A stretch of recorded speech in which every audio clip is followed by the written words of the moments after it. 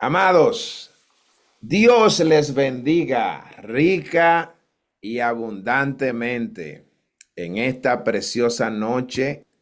Estamos aquí en Fundamento Bíblico, tratando de aprender lo que la palabra de Dios nos muestra y lo que el Espíritu de Dios nos ilumina a través de ella. El tema de hoy está contemplado en el capítulo 16 del libro de Primero de Samuel. Dios ve el corazón. Así le pusimos como título a este capítulo. Dios ve el corazón. La elección de David como rey de Israel. Vamos a estar mirando y a profundidad este tema y quisiera poder entender primeramente el tema. ¿Qué le parece? ¿Qué le parece si entendemos bien este tema? ¿Le parece? Amén, amén. ¿No, verdad? Lo Muy bien. primero, lo primero que vemos es que habla de el ser creador. Estamos hablando de Dios. Estamos hablando de Jehová. El que creó los cielos y la tierra, dice que ve el corazón. Y es necesario nosotros poder mirar qué es lo que Jehová ve. ¿Será que Dios está mirando una bombita que bombea sangre? Porque nosotros le llamamos corazón y nos topamos siempre en el lugar donde Él está cada vez que hablamos del corazón. En otras ocasiones hemos hablado de Él, pero quiero decirle que esto solamente es un tema, así que voy a pasarlo por encima porque hablar del corazón tendríamos que durar por lo menos una semana detallando todo lo que aloja en su contexto hebreo qué es el corazón. Pero hoy quiero mencionar para definir el tema, Dios ve el corazón. ¿Por qué dice la Biblia que Dios ve el corazón? ¿Y qué es el corazón en el contexto hebreo? La palabra hebrea para definir el corazón es la palabra lev, ¿verdad? La palabra lev aparece más de 850 veces solamente en el Antiguo Testamento. Por ende, no se refiere a un órgano físico que bombea sangre, sino a la sede como base interior del humano. La palabra está hablando del centro del pensamiento del hombre. Cuando Dios mira el corazón, Dios está mirando cómo el hombre piensa. ¿Ok? En la cultura hebrea, la palabra corazón quiere reflejar la voluntad del hombre. El corazón es donde el hombre decide, es donde el hombre escoge. Si nosotros podemos mirar, dice la escritura, que Dios endureció el corazón de Faraón. Cuando estaba hablando de ese contexto, no estaba hablando de la bombita, sino más bien los pensamientos de Faraón, la voluntad de Faraón. El corazón es allá donde yace la decisión del hombre. Así es que, ¿por qué la Biblia dice que Dios mira el corazón? Y eso es lo que se llama el tema. La palabra dice, y eso lo vamos a ver más adelante, porque Jehová no mira lo que mira el hombre, pues el hombre mira lo que está delante de sus ojos, pero Jehová mira el corazón. Y la pregunta es, ¿por qué el corazón revela? ¿Por qué? ¿Por qué el corazón es lo que Dios mira? Porque allí es donde está la verdad del humano. Allí es donde realmente se encuentra el ser como tal, no en la apariencia, no en lo que yo pueda presentar, sino más bien en lo que radica mis pensamientos, mis emociones, mis deseos, lo que yo anhelo realmente. Y Dios mira el corazón. Por eso la Biblia dice, sobre toda cosa guardada, guarda tu corazón, porque de él mana la vida. ¿En qué está diciendo? Guarda tu pensamiento, guarda tu deseo, guarda las cosas que tú anhelas. Eso es lo que está hablando. Como les decía, solo lo voy a tocar por arriba porque solamente hablar del corazón es un tema para detallarlo muy amplio. Amados, como introducción a este capítulo, después del rechazo definitivo de Saúl allá, que nosotros lo vimos el día de ayer en 1 de Samuel capítulo 15, comienza un nuevo capítulo en la historia de Israel. Israel siempre vivía viviendo capítulos nuevos, cosas nuevas, muchos eventos que pasaban, que cambiaba todo, aquellas cosas que estaban funcionando de una manera, de pronto sucedía un evento y cambiaba la historia, cambiaba la dirección. Así que en este capítulo todo cambia. ¿Por qué? Samuel estaba aún dolido por la caída del primer rey, aquel hombre que él mismo fue y lo ungió, lo preparó, lo capacitó por más de 20 años, lo instruyó. Este hombre al caer dice que esto le dolió mucho. Ahora él es enviado por Dios a Belén para ungir a un nuevo escogido. Y es interesante poder mirar que este hombre, siendo profeta de Dios, Dios no le revela ni siquiera a quién él va a ungir, solo lo envía. En este capítulo marca el inicio del ascenso de David, un nombre que aparece en toda la Biblia por segunda vez. La primera vez, ustedes recuerdan que lo vimos como de manera profética, lo vimos allá en el libro de Ruth, al finalizar el libro que habla de la genealogía, y allí lo mencionan como un personaje que posteriormente iba a aparecer. Pero ahora, por primera vez en este capítulo, se menciona su nombre, ya cumplido aquella profecía que Dios hizo a través de aquella mujer que por la fe fue incluida, siendo una mujer que no pertenecía a la rama, pero ella por su fe, Ruth, fue incluida, y de ella Dios extrajo a este hombre y posteriormente nuestro Mesías, de la misma ciudad de Belén. El hombre conforme al corazón de Dios, ¿verdad? No se trata simplemente de ungir un nuevo rey, sino revela una verdad eterna. Y esta verdad es la siguiente, escúchela.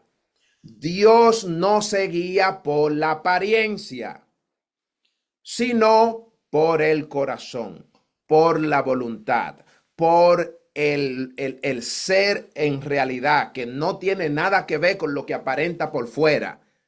Israel le encantaba, era las cosas que se podían ver. Y por esa razón era que Jehová, ustedes recuerdan que este joven, el cual Dios escogió, también era hermoso, era elegante, era alto, el cual Dios escogió para que sea rey de Israel. Y era porque el pueblo quería un rey de esa manera. Si usted se da cuenta, la elección de David, que vamos a mirarlo más adelante, cuando Dios lo escoge y también es hermoso, es rubio, de ojos hermosos. ¿Sabe por qué? También allí se encontraba a Dios escogiendo según lo que el hombre también quería. Dios lo escogió por su corazón, pero también le regala conforme a lo que también el pueblo quería. El pueblo quería a alguien que lo pudiera representar. David no cumplía con los requisitos de hombre de guerra y de batalla, pero era elegante, era hermoso, era bello, era precioso. Era alguien que cuando lo miraba tenía que detenerte a mirarlo, ¿eh? Por todos los atributos que Jehová le entrega. Ahora bien, en el contexto, nosotros miramos que en este momento Saúl ya llevaba varios años reinando. Dijimos ayer Él tenía aproximadamente 20 años, de un capítulo a este otro que pasó, ya pasaron aproximadamente unos 5, así que él tenía unos aproximadamente de 20 a 25 años reinando, pero había cometido errores graves y eso lo vimos en el capítulo anterior. Saúl desobedeció a Dios al no destruir completamente a los amalecitas, ¿verdad? Esto selló el rechazo como rey. Oiga, como rey. Es importante poder mirar que Dios no lo rechaza a él como humano, como hombre, como ser, como un hombre que Dios creó, sino que fue rechazado como rey. Aunque Samuel lloraba por él, Dios ya había elegido a otro, un joven, el cual era pastor de la ciudad de Belén. Y es importante nosotros saber que a quien Dios elige se llama David. También es necesario conocer quién era este hombre. ¿Quién era David? David era hijo de Isaí, descendiente directo de Judá, o sea, pertenecía a una tribu que posteriormente Dios levantó también al Mesías, al enviado, al ungido.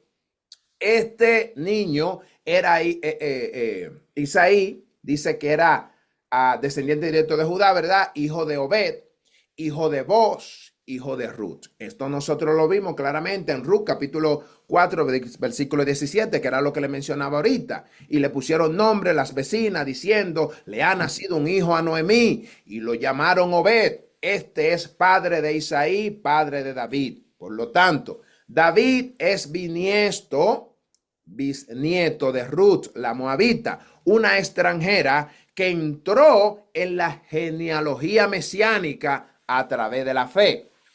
Pertenece a una línea humilde. Ella no pertenece a la línea real, pero sí a una línea escogida por Dios. Esto ya nos da una enseñanza poderosa porque Dios exalta a quienes, a los altivos. Al humilde. Amén. Dios exalta al humilde y puede sacar realeza de lo más despreciado, amado. Lo que está ignorado, olvidado. De ahí Jehová Dios puede sacar una perla. Y esto, mi amado, es interesante. Quisiera describir también los hijos de Isaí, aquellos 7, aparte de David, eran 8, pero estos 7, cuando Samuel llega a aquel lugar, es interesante también poderlo mirar. Por ejemplo, nosotros miramos a Eliab, era también alto, tenía buena apariencia. Samuel pensó que era él, en el versículo 6, desde que llegaba, Samuel de una vez pensó que era él, ¿verdad? Y en el versículo 7 dice, porque Jehová no mira lo que mira el hombre, pues el hombre mira lo que está delante de sus ojos, pero Jehová, ¿qué mira? El corazón. Abinadab era el segundo hijo, este era fuerte, mi amado, pero tampoco era escogido. Si usted se fija, aparentemente cuando Samuel llega, él está mirando estos hombres, ya que Jehová no le dice quién es. Siendo él profeta de Dios, Jehová también le quería enseñar algo a él, que lo vamos a ver más adelante. Dice, Sama también era llamado Sima. Nosotros lo vemos en Primera de Crónicas 2:13. No fue tampoco escogido. Y 4 hijos más que no se mencionan por nombre en este capítulo. Esos otros más, la Biblia no menciona ahí su nombre, pero más adelante se mencionan cuando usted busca Primera de Crónicas, capítulo 2, 13 y 15. Ahí aparece Natanael, aparece Radaí, aparece Osén y aparece Eliú. Estos son los otros 4 que en este capítulo el nombre de ellos no aparece. David era entonces el 8º hijo. Nosotros lo miramos en Primera de Crónicas 2:15. Ahora, cuando nosotros vamos a ver ahora el luto de Samuel por Saúl, y eso está en el primer versículo. Dice, ¿hasta cuándo llorarás a Saúl? Y aquí empieza el conversamiento o el plan de Dios, porque Dios quiere tratar con este profeta que había llorado tanto porque él vio caer a este hombre. y dice, ¿por qué tú lloras tanto a Saúl? Si yo lo he desechado. El día de ayer hablábamos claramente sobre lo que era, qué significaba ser desechado. Samuel estaba emocionalmente apegado, totalmente apegado a Saúl, pero Dios le interrumpe el luto. ¿Y cómo se lo interrumpe? ¿Quién me dice? ¿Cómo le interrumpe él el luto? Diciéndole que tome su conero y con aceite y que vaya a ungir a alguien que él ya escogió. Amén, Ya excelente. yo le a la palabra. Yo creo que, que Samuel no era un apego directamente a Saúl, sino más bien él quería como que todo, que el reinado esté bien, que haya un rey que honre a Dios. Eso era, yo creo que más bien era el dolor de él. Amén. Dice, amén. Dice, Samuel estaba emocionalmente apegado a Saúl, pero Dios interrumpe el luto humano para cumplir su voluntad divina. Es decir, cuando él está llorando, porque dice claramente que él lloraba por Saúl, mi amado. Si usted busca el texto en el capítulo, los mismos versículos, por ejemplo, el versículo 1 dice, ¿hasta cuándo llorarás a Saúl? Eso es lo que Jehová le está diciendo.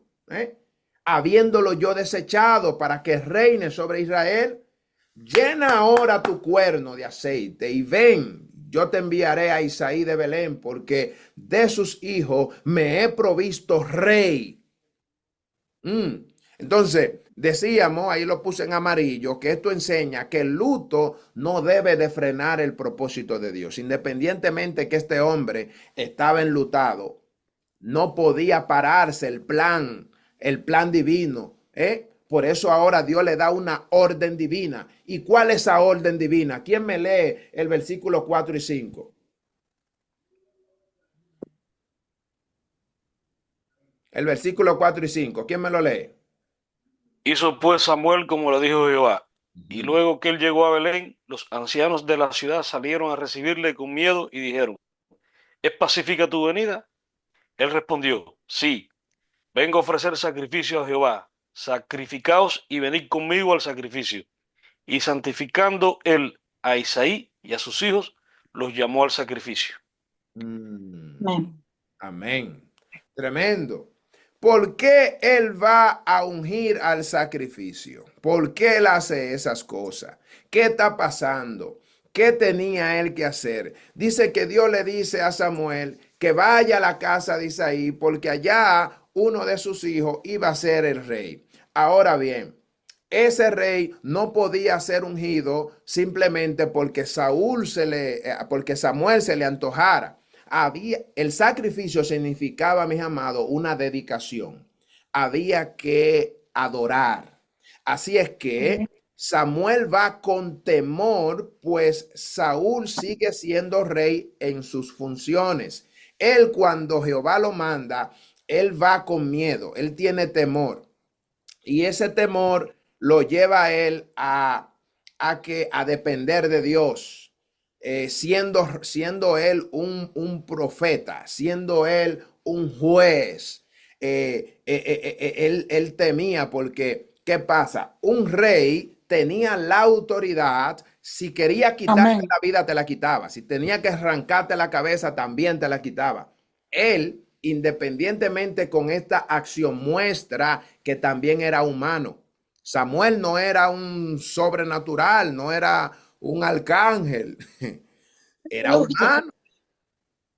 Y era inevitable, mi amado, porque Dios le había dado poder. Recuérdese que el poder de Saúl se consolidó a través de la victoria que él tenía. Mientras más victoria tenía, ese poder de él se iba consolidando más. Israel creía en él. Todas las tribus de Israel se unieron a Saúl porque creían que Dios estaba con él. Así que Dios le da una estrategia y le dice, ofrece un sacrificio como una excusa, ¿verdad?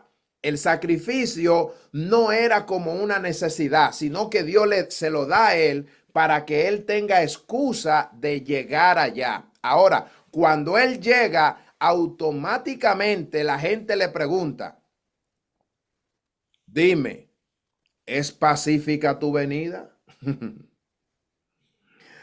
Automáticamente le preguntan, ¿sabía? Aleluya. ¿Es pacífica tu Sí. venida? ¿Y por qué le preguntan eso a Samuel? ¿Mm?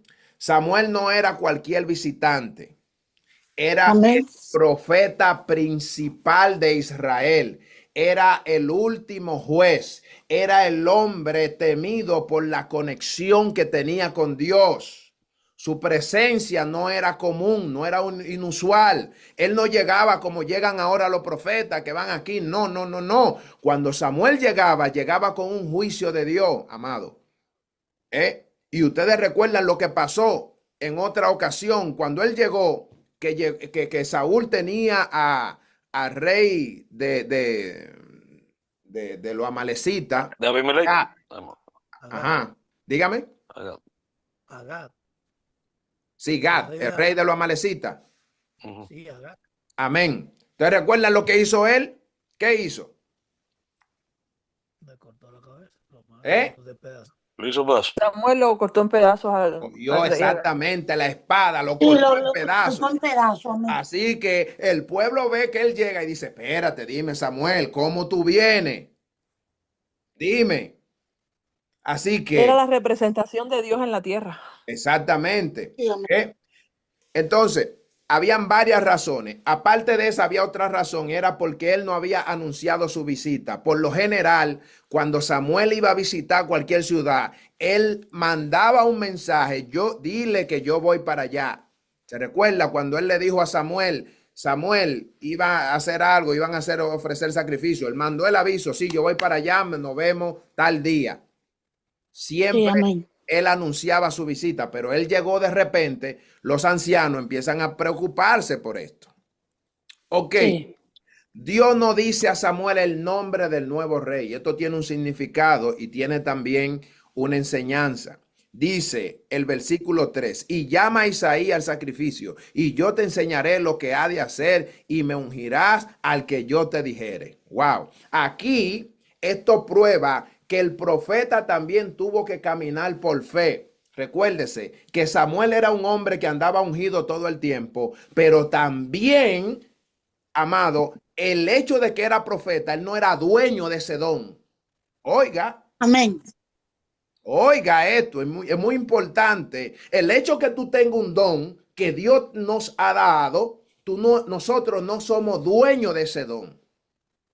Hay que siempre depender y caminar en fe. Por eso él tuvo que caminar en fe y no por vista. La expresión yo te mostraré indica que ni el profeta conoce los planes completos de Dios, pero los obedece paso a paso. Él llegó, creyó que era uno y de repente no es ese, ok, el otro, pero se fue obedeciendo al Señor. Y vamos a ver la evaluación de los hijos de Isaí. Nosotros miramos que Eliab era el primogénito, parece indicar a los ojos humanos que era el que Dios dice. Por eso él lo agarra, él dice, no, el primogénito siempre lleva todo el privilegio y mucho más en la cultura hebrea. El primogénito era el que tenía todo el derecho. Así que desde que Samuel llega, él se imagina que el primogénito es el que Dios elige. Así que Jehová de una vez lo reprende y le dice, no mire su parecer, aleluya. No mire eso, que puede parecer bonito, puede parecer grande, fortalecido, con experiencia. Pero yo no miro eso, Samuel. Así que Dios toma esto no solamente para enseñarle a Isaí, a sus hermanos, sino también para enseñarle al mismo profeta que a esta altura de juego, ya en su vejez, ignoraba que Jehová no miraba la apariencia, sino que mira el corazón. Dijimos que el corazón es la voluntad del hombre. El corazón es donde se radican todos los pensamientos. Así que Jehová mira de la manera que el hombre piensa, de la manera que el hombre actúa, cómo son sus emociones, qué el hombre quiere hacer, cuáles son sus planes, cuáles son sus proyectos de vida. Y él le está diciendo, eso es lo que yo miro. Así que 7 hijos pasaron delante de Samuel y todos fueron rechazados. Esto nos enseña que la elección divina, o sea, la elección de Dios, rompe todo patrón humano, todo patrón de lógica y todo favoritismo.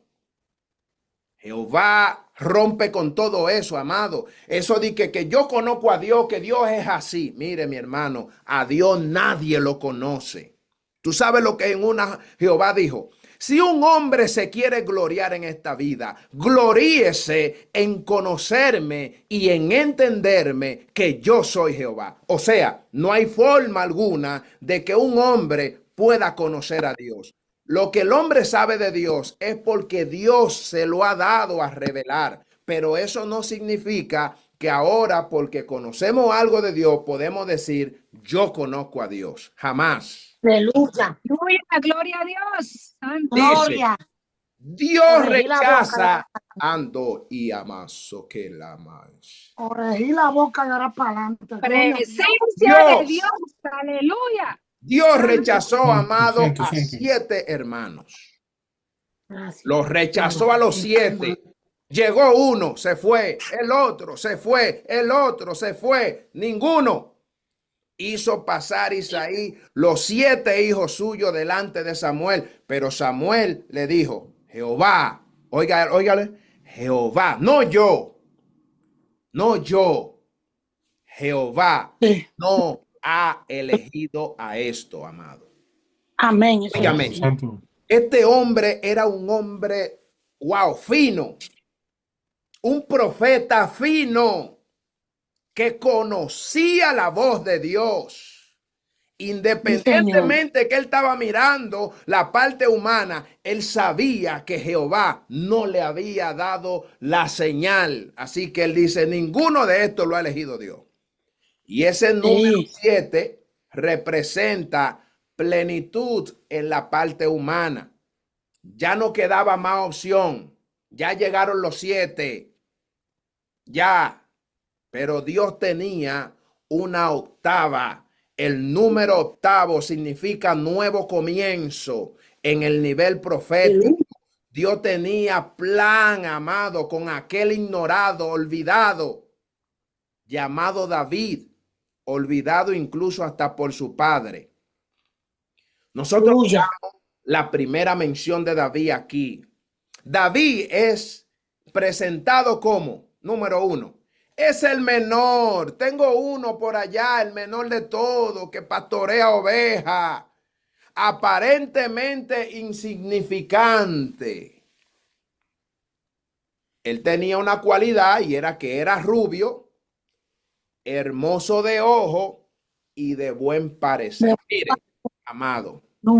Mire, amado, mire. Dios es tan celoso con su pueblo que este hombre, Dios, independientemente que no lo escoge por su cualidad física, pero a él le entrega unos atributos que Dios sabía que al pueblo le iba a agradar.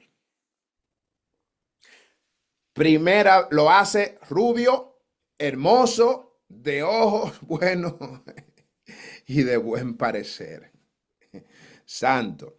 Primera vez que se menciona su nombre activamente.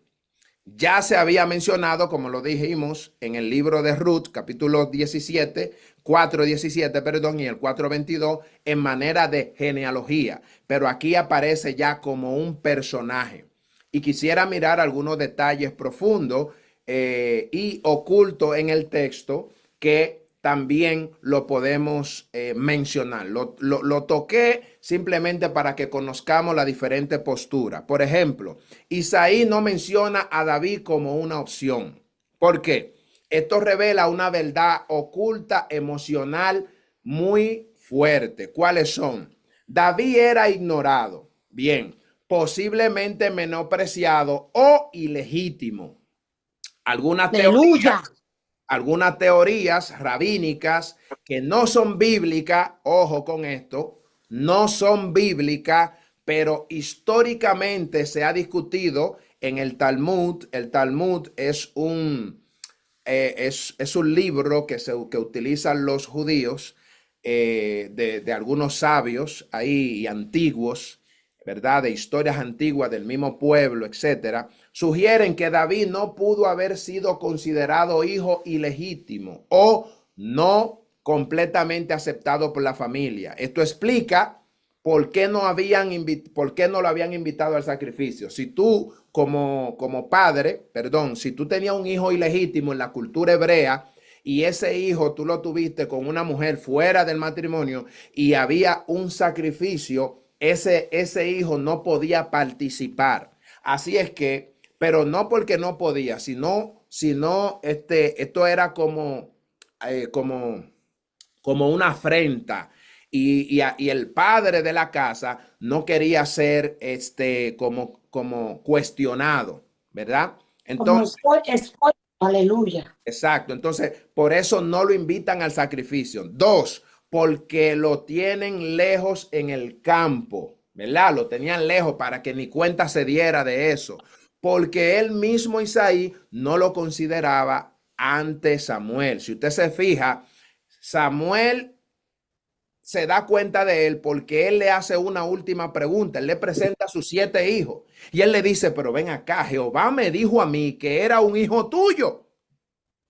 Entonces yo te hago una pregunta, bendito Isaí, yo parafraseando. Tú no tienes otro hijo, porque entonces yo estoy mal ahora.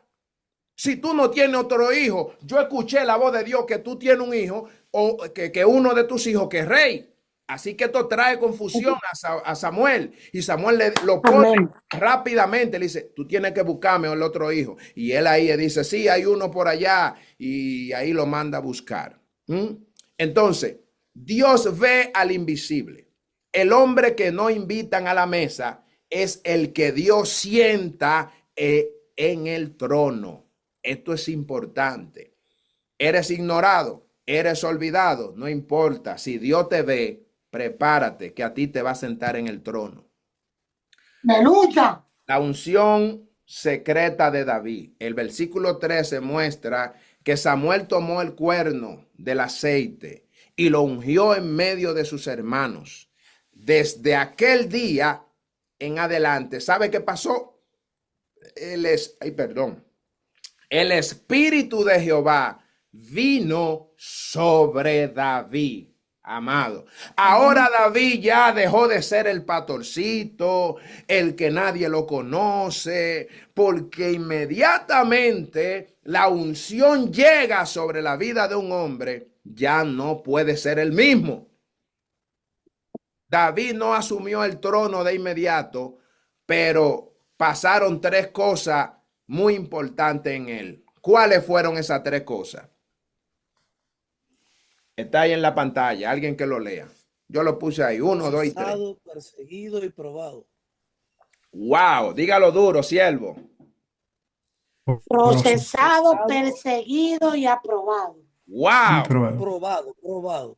Y probado. Oiga esto, mire, cuando dice procesado, eso significa tiempo.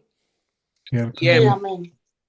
Amado, tiempo. Hay gente que no quieren ser procesado. David no podía, ese paso no se podía ignorar. Ese proceso de David duró 40 años. Santo. Tremendo. Dios mío, Padre. Y tú ves que a veces tú ves el cristiano con 1 año de proceso y dice que ya va a dejar el evangelio. Oye. Aleluya. Ayúdanos, Señor. 40 años de proceso. Durante esos 40 años, amado, fue perseguido. Ay. Nosotros tenemos 1 año que nos están persiguiendo y ya nos queremos volver locos. Y que guay, ¿por qué a mí? Este hombre duró 40 años, amado. Wow. Bendito sea Pero tu no nombre, Rey solamente de de eso, gloria. después de eso también fue probado, o sea, lo Oh, gloria. pasaron por el fuego. Dios mío, Sí. Dios Wow. mío. Esto está para Wow. quedarme ahí nada más y no hablar más nada. Ujú. Santo. Sí. La Canta aquel, unción aleluya. no lo eximió del proceso. Ay, ay, ay, Mamá, ay, aquel ay. calabaza. Tú ves que si la unción te llega, mi amado, no significa que ahora, porque fuiste ungido, no va a ser procesado, no va a ser perseguido, no va a ser probado. La unción, al contrario, activa el proceso, te activa a los perseguidores y luego te aprueban. Sí. Ay, madre, Aleluya. ¿qué es Tremendo. esto, Dios mío? ¿Qué fue esto? Oh, wow. Uy. Lo voy a repetir, lo voy a Ay, Dios mío. Ay, sí, sí. La unción activa el proceso. O sea, si te ungieron, Amado, prepárate qué para el carajo. proceso. Prepárate Sí, para que te aleluya. persigan y prepárate para que Aleluya. te pasen por el fuego. Porque eso es lo que Aleluya. hace la unción. Si no, pregúntale a Jesús, que después que lo ungieron, Wow. terminó muerto en una cruz. Bueno, Aleluya. el Espíritu de Dios Santo, gloria a Dios, aleluya. Bendito sea Bendito tu sea nombre. tu nombre para siempre, Jehová. Está bueno. Óigame, el Espíritu de Dios viene sobre la vida Ah, mamá, mamá.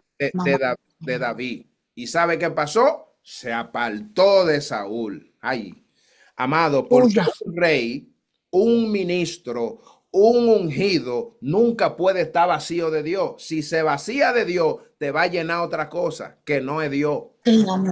Y eso fue Amén. lo que pasó aquí con Saúl. Su poder, su autoridad y su actitud invencible ante el enemigo no era porque él era Saúl, el alto, el grande, era porque el Espíritu de Dios estaba sobre él.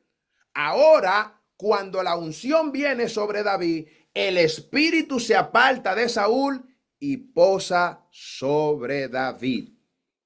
El espíritu de Jehová se apartó de Saúl y atormentaba un espíritu malo de parte de Jehová. Aquí marca el contraste. David es lleno del espíritu, Saúl se queda vacío, expuesto a tormenta. ¿Qué dice? Esto aprueba que el vacío espiritual deja lugar a la opresión. Cuando una gente, cuando un pueblo está vacío espiritualmente, lo que viene es opresión. Ustedes recuerdan lo que vimos en el libro de Jueces. ¿Qué era? Venía la opresión a causa de que el pueblo se había vaciado espiritualmente. Ok, vemos también que David entra al servicio de Saúl y es interesante poder mirar que David es recomendado por su habilidad musical y por ser valiente, hombre de guerra, hombre prudente, hermoso, y Jehová estaba con él. Si usted mira el versículo 18, cuando David es recomendado, esto es lo que se enumera de él. No se dice otra cosa, se dice, hay un muchacho por ahí que es valiente, hombre de guerra, él es prudente, es hermoso y sobre todo, como la moña del pastel, ¿cuál era? Jehová estaba con él. Jehová estaba con él, exactamente. Así que David se convierte en el sucesor ungido, entra a ministrar al rey desechado. Aquel rey no sabe que quien lo está ministrando es a quien le entregaron el reinado.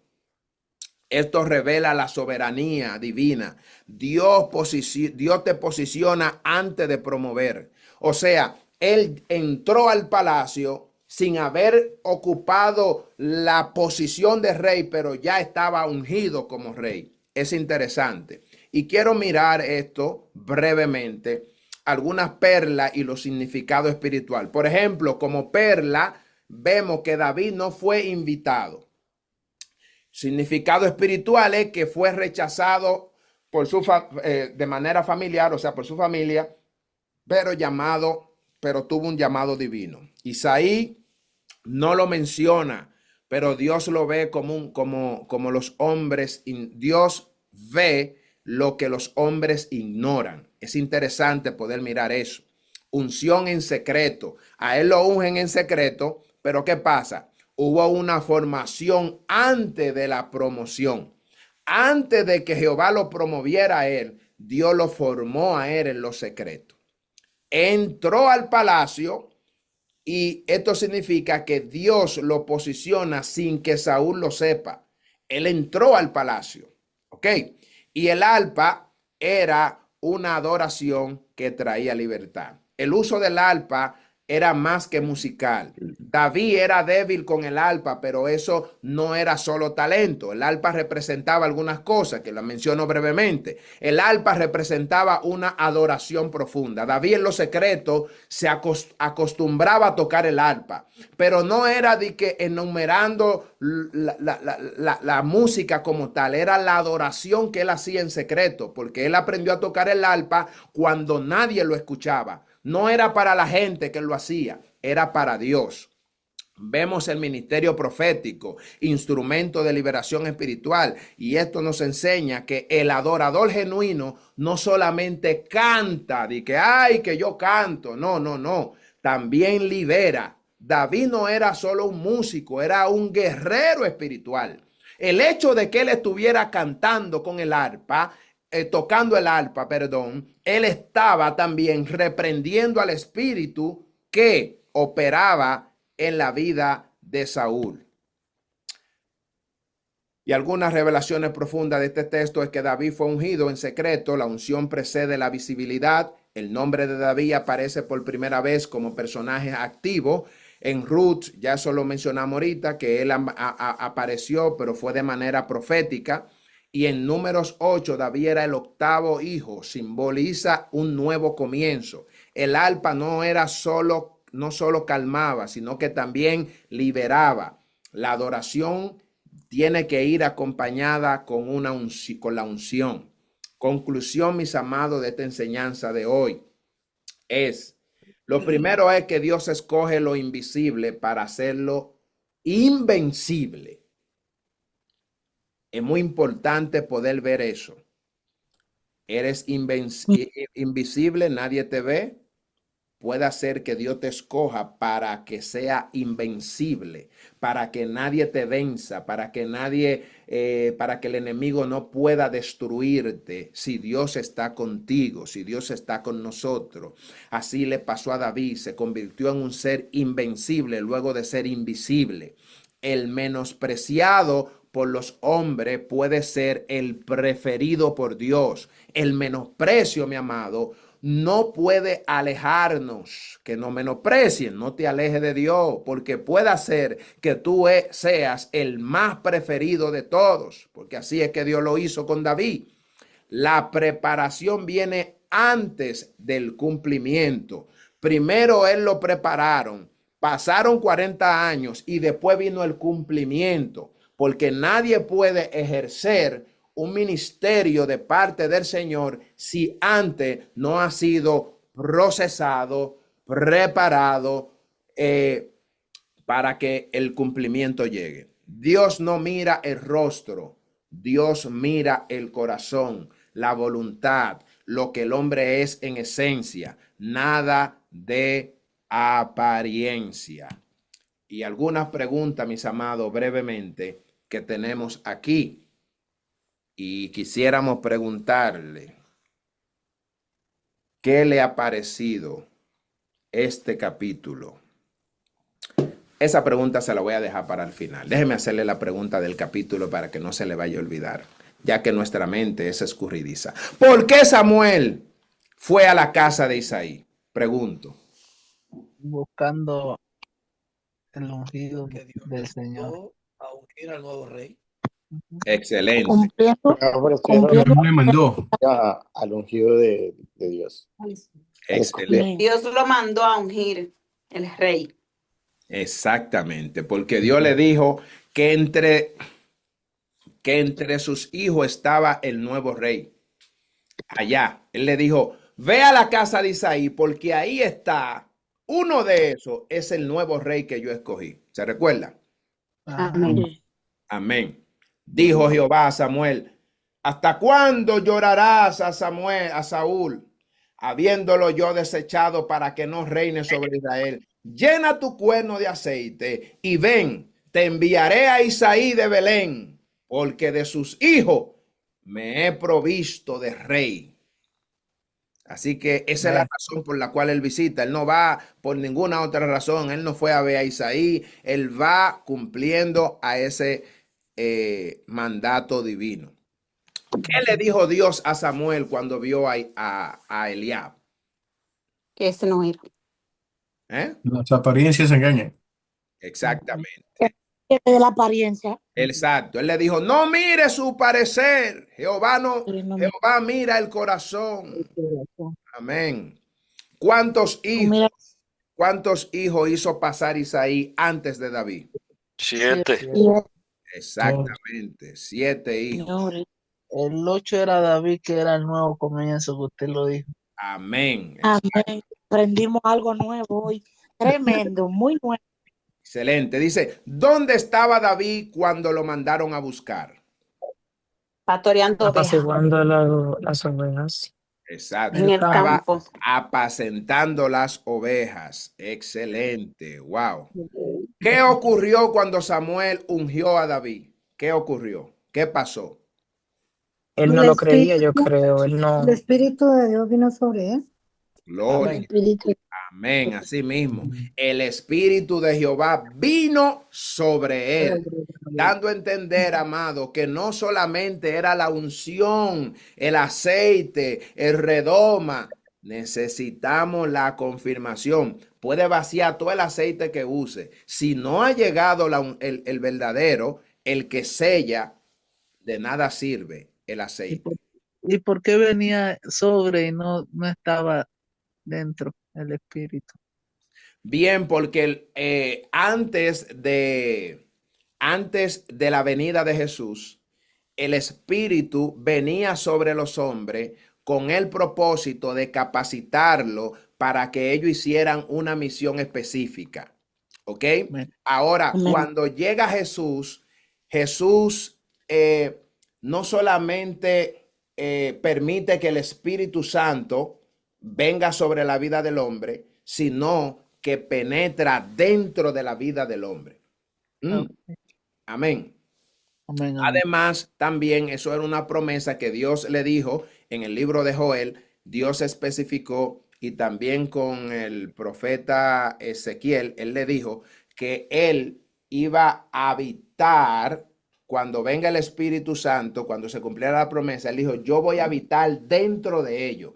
Así que cuando el Espíritu Santo llega, ahora es el Dios mismo que está dentro de la vida del hombre. Anteriormente solo venía la capacitación para que tú ejercieras una función, pero después de que él llegó como cumplimiento, por eso Jesús dijo, le conviene que yo me vaya, porque si yo me fuere, Juan capítulo 14, ahí explica que si yo me fuere, si yo me fuere, entonces, le dijo, le conviene que yo me vaya, porque si me fuere, el Padre enviará al otro consolador, ¿verdad? Al cual el mundo no conoce, que él está con ustedes, pero él estará en ustedes, dando a entender que Cristo prometió que el Espíritu Santo ya no solamente iba a capacitar al hombre, sino que iba a vivir adentro del hombre. Y en ese habitar, él dijo, cuando él venga, va a habitar el Padre, el Espíritu y yo dentro de ustedes. O sea, a través del Espíritu Santo, amado, usted tiene a Dios, al Espíritu y al mismo Jesús. Amén. Amén. Ahora, ¿qué hacía David? ¿Qué hacía David? Hermano Ole, yo sé que el tiempo avanza, pero dentro de ese mismo contexto que usted está definiendo, entonces es bíblico decir, una persona administrando dice, ¿cómo la palabra? Santo, se me fue ahora mismo. Decir, siento, está bien, continúe. Si me acuerdo, se lo digo. Eso es. La tenía ahora mismo. Amén. Dice, trate de memorizar ahí, está bien. ¿Qué hacía David por Saúl? ¿Qué hacía David por Saúl? Según lo que nosotros vimos. Lo administraba. ¿no? A través del arpa cuando lo tocaba. Tocaba el arpa para que el espíritu malo se fuera. Amén. Amén. Iba a hablar nuestro hermano también. Servía. Benicio, iba a decir algo también. Sí, pero no. Ah, bien. Así mismo, dice que lo que él hacía por Saúl era que él tocaba el arpa y le traía alivio del espíritu malo. Cuando él tocaba el arpa, según lo que dice Samuel 16:23, dice, y cuando el espíritu malo de parte de Dios venía sobre Saúl, David tomaba el arpa y tocaba con su mano, y Saúl tenía alivio y estaba mejor, y el espíritu malo se apartaba de él. Amén. Amados, la pregunta del millón. Terminamos ya. La pregunta del millón. ¿Por qué Dios eligió a David? ¿Cómo se dice? Porque miró Porque, su corazón. porque David era un hombre conforme al corazón de Dios. Amén. Amén. Y según lo que hemos venido estudiando, dice que David era un hombre, fue un joven rechazado y olvidado delante de la sociedad y de su familia. Exacto.